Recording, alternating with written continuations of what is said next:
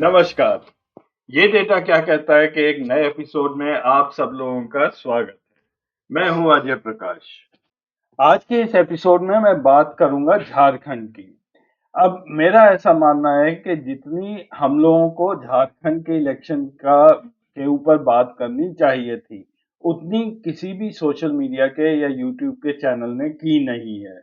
उसका केवल एक ही कारण था कि महाराष्ट्र में जो कुछ हो रहा था, वो पूरी लाइमलाइट उस तरफ चली गई और झारखंड का जो अचीवमेंट की हुआ था, वो ज़्यादा उस पर डिस्कशंस नहीं हुए। 2024 का झारखंड का जो चुनाव हुआ, वो इन दो व्यक्तियों की एक व्यक्तिगत लड़ाई के रूप में हुआ। एक तरफ थे जेएमएम के हेमंत सोरेन, जो कई महीने जेल में रहकर वो छूट कर आए थे, और दूसरी तरफ थे आसाम के मुख्यमंत्री हेमंत बिस्वा शर्मा, जो लगभग एक डेढ़ साल से झारखंड में ज्यादा समय बिता रहे थे। वो उनके ही शब्दों में, उनका दूसरा घर वो झारखंड था। हेमंत बिस्व शर्मा को हम लोग सब अच्छी तरह जानते हैं, उन्हें आसाम के चुनाव में कई बार देख भी चुके हैं। अब हिंदी में वो शब्द थोड़ा अजीब सा लगता है, कुख्यात। मैं अंग्रेजी में बोल देता हूँ कि ये थोड़े से इनफेमस हैं अपना जो रिलीजियस पोलराइजेशन करने के लिए। वो जहां भी जाते हैं, वो हिंदू मुस्लिम की इस तरह बात करते हैं जिससे एक कम्युनिटी दूसरी कम्युनिटी से नाराज हो जाए, और फिर बीजेपी को उससे फायदा हो कि चुनाव में इतना पोलराइजेशन हो कि सारे हिंदू जाके बीजेपी को वोट दे दें। मैं आज आपको झारखंड का ही डेटा पूरा दिखाऊंगा, लेकिन शुरू में मैं बता देता हूं कि झारखंड में हिंदू पॉपुलेशन लगभग 67.8% है, 67.8। मुस्लिम पॉपुलेशन 14.5% है, 14.5%। टोटल पॉपुलेशन 2011 के सेंसस के हिसाब से लगभग 3.3 करोड़ के आसपास है। अब उसके बाद सेंसस हुआ नहीं है, लेकिन ऐसा माना जाता है कि ये इस वक्त झारखंड की पॉपुलेशन लगभग 4 करोड़ के आसपास होगी। झारखंड के चुनाव से कुछ हफ्ते पहले हेमंत सोरेन ने एक बयान दिया था। उन्होंने ये कहा कि हेमंत बिस्व शर्मा एक चिड़िया की तरह वो झारखंड में घूमते रहते हैं।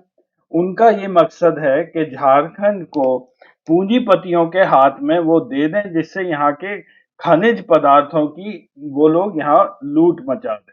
उन्होंने ये भी कहा कि हेमंत बिस्व शर्मा यहाँ के जो आदिवासी लोग हैं उनके खिलाफ हैं, और जो दलित हैं उसके भी खिलाफ यहाँ काम कर रहे हैं। अदानी ग्रुप के झारखंड में बहुत सारे इंटरेस्ट हैं। सबसे बड़ा तो गोदा में पावर प्लांट है, जहां 1600 मेगावाट बिजली पैदा की जाती है। इससे इसी प्लांट से बांग्लादेश को पावर सप्लाई हो रही है। आजकल ये 50% कैपेसिटी पे चल रहा है, क्योंकि बांग्लादेश ने अदानी जी को पैसे नहीं दिए हैं। लेकिन इसकी कैपेसिटी 10,000 मेगावाट तक बढ़ाने का अदानी जी का प्लान है। यहाँ पर एक सीमेंट फैक्ट्री भी लगाने का प्लान चल रहा है, वहीं गोदा में। और यहाँ की जो कॉपर माइंस हैं, उस पर भी अदानी जी की नजर है। अदानी एंटरप्राइजेज और हिंडाल्को इंडस्ट्रीज मिलके यहाँ पे राखा और छापरी में जो कॉपर माइंस हैं, उनको डेवलप करने का प्लान बना रहे हैं। तो हेमंत सोरेन का ये बयान कि शायद बीजेपी की स्ट्रैटेजी यही है कि झारखंड में जीतें और फिर यहाँ के संसाधन पूंजीपतियों के हाथ में दे दें, ये बेबुनियाद नहीं है, क्योंकि अदानी जी की नजर झारखंड पर काफी दिनों से लगी हुई है। हेमंत बिस्व शर्मा को बीजेपी ने झारखंड के लिए स्टार कैंपेनर नियुक्त किया था। इनका ऐसा मानना था कि पुराने वाली असेंबली में जेएमएम की तरफ से लगभग 40 एमएलए घुसपैठिए थे, इन्फिल्ट्रेटर्स थे, और उनका कहना है कि यही लोग बाद में मिनिस्टर बने, स्पीकर भी बने और मजिस्ट्रेट भी बने। और वो ये कहते थे कि मैं यहाँ पर सब कुछ बदलने के लिए आया हूँ। उन्होंने कहा कि कांग्रेस के इरफान अंसारी, आलमगीर आलम, और यहाँ तक कि राहुल गांधी और कश्मीर से मीर साहब, ये लोग बाहर के नहीं गिने जाते हैं। लेकिन अगर हेमंत बिस्व शर्मा झारखंड आता है, तो उसको ये लोग कहते हैं कि ये बाहर से आया है। इलेक्शन के दिनों में उन्होंने और भी बहुत सारे डेरोगेटरी कमेंट्स किए थे, जो मैं इस वक़्त यहाँ पर नहीं दिखा रहा हूँ। हेमंत शर्मा ने अपनी तरफ से पूरी तरह हिंदू-मुस्लिम पोलराइज़ेशन करने की कोशिश ज़रूर की और उसमें वो पूरी तरह नाकामयाब रहे। इंडिया गठबंधन की जीत झारखंड में और खास करके हेमंत सोरेन की जो पर्सनल विक्ट्री थी, वो इसलिए भी रिमार्केबल थी क्योंकि जितने भी एग्जिट पोल्स आए थे, ज़्यादातर उसमें से बीजेपी को क्लियर मेजॉरिटी दे रहे थे। ज्यादातर एग्जिट पोल्स एजेंसीज यहाँ पर आप देखेंगे उन्होंने बीजेपी को क्लियर मेजॉरिटी दी हुई थी।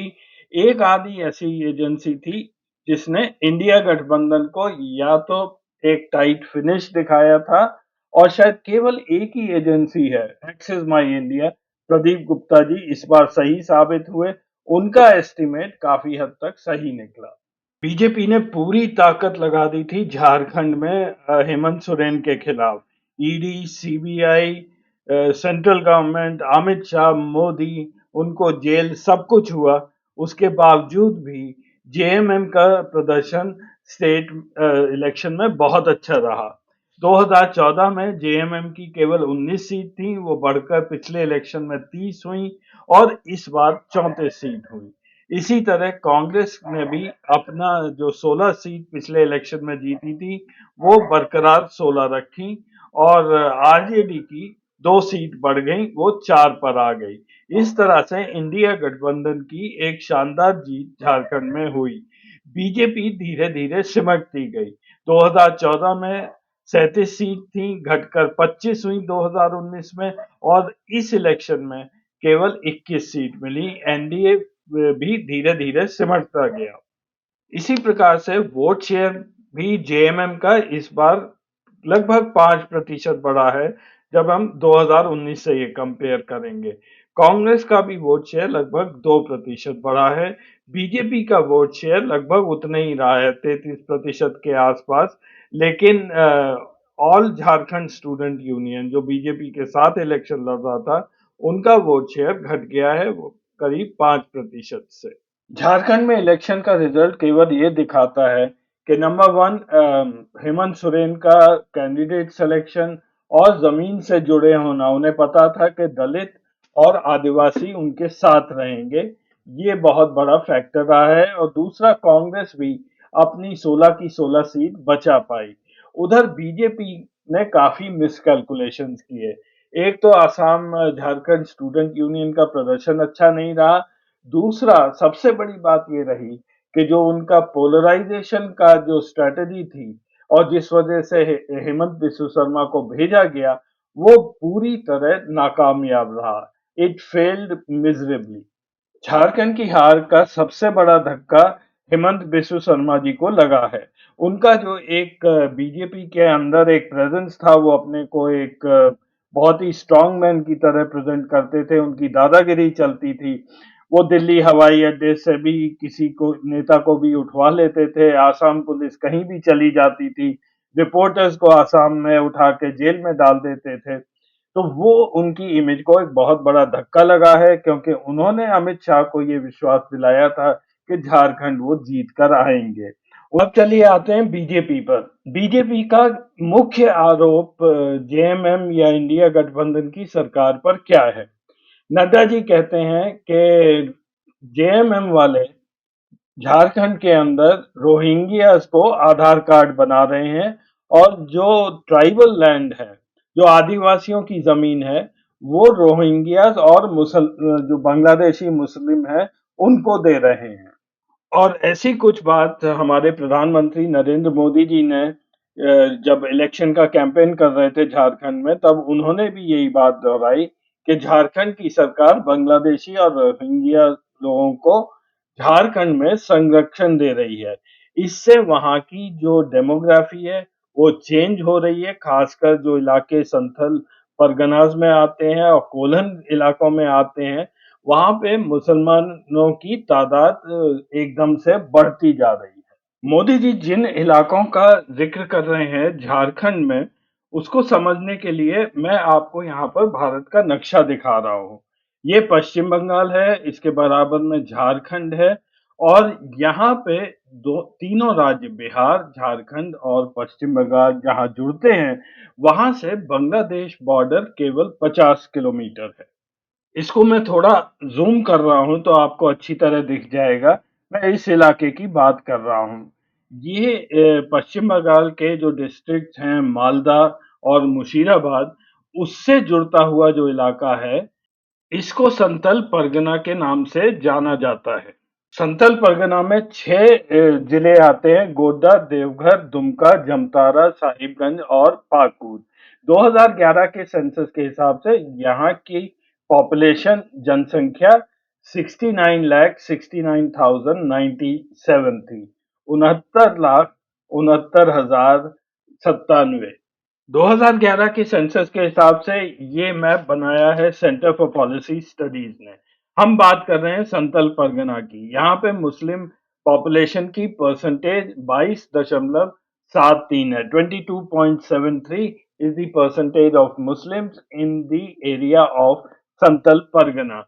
और इस इलाके की जो जिले हैं, उसमें सबसे ज्यादा मुस्लिम पॉपुलेशन है पाकुड़ में 35.8%, साहिबगंज में 34.6%, गोड्डा 22%, देवघर 20%, जमतारा करीब 21% और दुमका 8%। अन्य इलाके जो हैं झारखंड में हजारीबाग, धनबाद में 15.6% मुस्लिम पॉपुलेशन है, पालमू में 12.6%, रांची का जो एरिया है वहां पे 10 साढ़े 10% और नीचे का उड़ीसा से लगता हुआ सिंह भूमि, वहां 6.3% मुसलमान पॉपुलेशन है। मैं आशा करता हूं कि ये नक्शा देखने के बाद आपको समझ आ गई होगी कि जो इलाके वेस्ट बंगाल, पश्चिम बंगाल के इलाकों से मिलते हैं और बांग्लादेश के बॉर्डर से पास हैं, वहां पे मुस्लिम कंसंट्रेशन ज्यादा है। और यही बात जो वेस्ट बंगाल के जिले हैं मालदा और मुशीराबाद, वहां पे भी मुस्लिम पॉपुलेशन काफी ज्यादा है। और ऐसा माना जाता है कि इन्हीं इलाकों से बांग्लादेशी घुसपैठ भी भारत में होती है। कुछ रिपोर्ट हाल के सालों में आई है जो ये बताती है कि 1951 से लेकर 2011 के बीच में जो शेड्यूल्ड ट्राइब या ट्राइबल पॉपुलेशन इस इलाके में है, वो घटती जा रही है। उसके कई कारण हैं। ये माना जाता है कि ट्राइबल्स में लो फर्टिलिटी रेट होता है, बच्चे कम पैदा होते हैं और पोटेंशियल इन्फिल्ट्रेशन यानी कि घुसपैठ जो वहां पर हो रही है साथ के देशों से, वो भी इसका एक कारण माना जाता है। और इसी वजह से झारखंड के हाई कोर्ट में कई सारे पिटीशंस दाखिल किए गए हैं। इन स्टडीज के अनुसार ये माना जा रहा है कि आदिवासी पॉपुलेशन यहाँ पर जो 1951 में 44.7% थी, वो घटकर 28% हो गई है 2011 में। बीजेपी की स्ट्रैटेजी बिल्कुल क्लियर थी। जैसा इन्होंने उत्तर प्रदेश में 80-20 का नारा दिया, वो यहाँ पे भी वही करना चाहते थे। वो डिस्ट्रिक्ट या वो इलाके इन्होंने वहां झारखंड में छाटे जिसमें मुस्लिम पॉपुलेशन काफी ज्यादा थी, और फिर इन्होंने हिंदू मुस्लिम करना शुरू कर दिया। अब अगर ग्राउंड सिचुएशन यूपी जैसी होती तो रिजल्ट भी वहां जैसे आते, लेकिन यहाँ पे बिल्कुल उल्टा हुआ। इनका पासा उल्टा पड़ गया और यहाँ पर बीजेपी की करारी हार हुई। उसका सीधा मतलब है कि जो जमीनी हालात है वो जैसा बीजेपी सोचती है वैसे है नहीं। अंत में मैं आपको दो टेबल दिखा के आज का एपिसोड खत्म करूंगा। ये है share of Muslims in the region of Jharkhand जिनकी हम बात कर रहे हैं।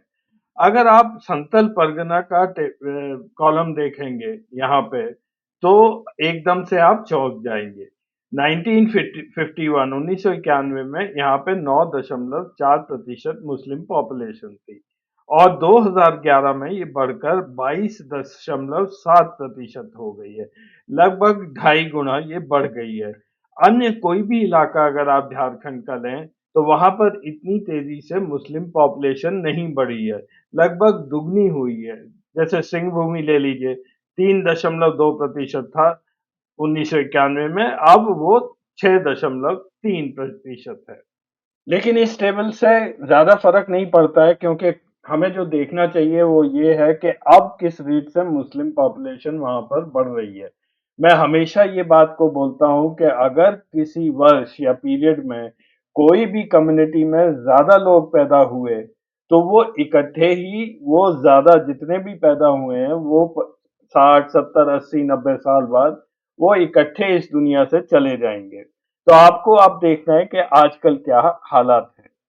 ये टेबल कंपेयर कर रहा है 10 ईयर पॉपुलेशन ग्रोथ इन इलाकों में झारखंड में 1991 से 2001 में जिस रेट से मुस्लिम पॉपुलेशन बढ़ी थी ये 10 सालों में टोटल झारखंड में 40% से मुस्लिम्स बढ़े थे, जबकि अन्य टोटल पॉपुलेशन वहां की 23%, 2% से बढ़ी थी।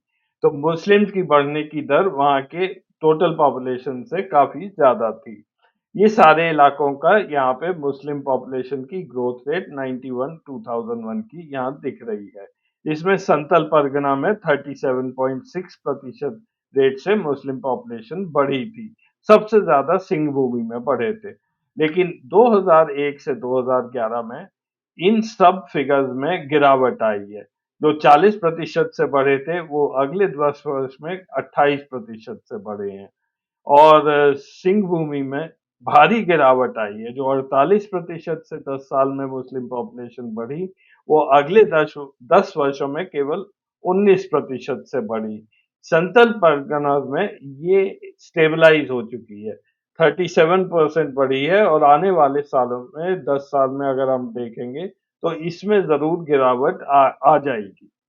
मैं आपको एक चीज़ और बता दूं और इसके लिए मैंने एक सेपरेट एपिसोड भी किया है जिसका लिंक मैं डिस्क्रिप्शन में छोड़ रहा हूं। भारत में ओवरऑल इंडिया में मुस्लिम पॉपुलेशन घट रही है और उसके घटने की दर जो Hindu population rate of decline है उससे ज़्यादा है। यानी कि मुस्लिम अगर किसी समय में ज़्यादा पैदा हुए थे तो बहुत तेज़ी से उनकी पॉपुलेशन अगले 10-15 सालों में वो कम हो रही है।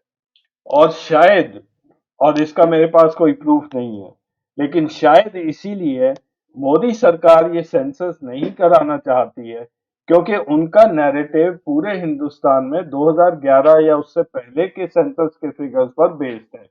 और मेरा ऐसा मानना है कि 2021 में अगर सेंसस होता तो उसके फिगर्स सबको चौंका देते। और जहां तक इन साहब की बात है, मेरे हिसाब से इन्हें नौकरी बदलने का इनका टाइम आ गया है। बीजेपी इनसे काफी नाखुश है। इन्होंने बड़े बड़े सपने दिखाए थे और मुंह के बल गिरे या मुंह की खानी पड़ी थी। तो आजकल ये काफी परेशान घूम रहे हैं। 2 साल में आसाम में चुनाव भी आने वाला है, तो जरूर ये कोई नई नौटंकी करने जाएंगे। तो देखने के लिए धन्यवाद। अगले हफ्ते फिर मिलेंगे कुछ नया डेटा लेकर। तब तक के लिए नमस्कार।